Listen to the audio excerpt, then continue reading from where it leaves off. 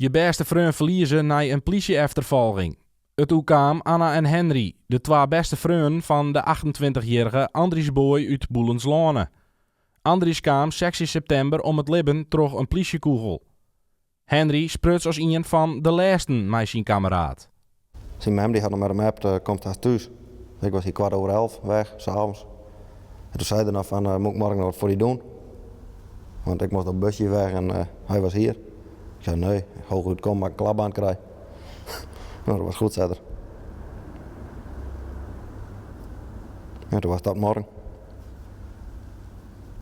Maar die morgen, die kwam net. Andries rekken verzeild in een politieachtervolging en verstoor. Je werden bij Kathedraal aangehouden. Nou ja, toen in de Ruitnaait. Ja, doordat er geen rijbewijs had. Ja. Zit hij wat er ook kwijt raakt.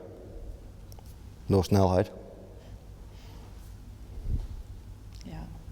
Dat was de reden dat er uitnaaide, denk ik. In Andries zijn loods praat ik met Anna en Henry oer hoe Andries voor haar wie, maar ook oer de vragen waar zij mij zitten. Waarom?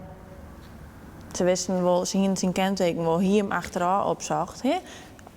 Ze wisten zijn adres wel achterhalen, dus gang heen en maar dat dient er niet.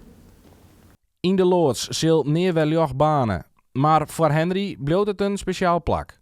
Ja, je bent dan denk ik direct aan Andries. Loods, pick-up, Mercedes, Marlboro, allemaal Andries. En ook nog politie. Sneun 9 oktober kun je het hele verhaal zien en hartje bij RTV NOF en Omroep Friesland.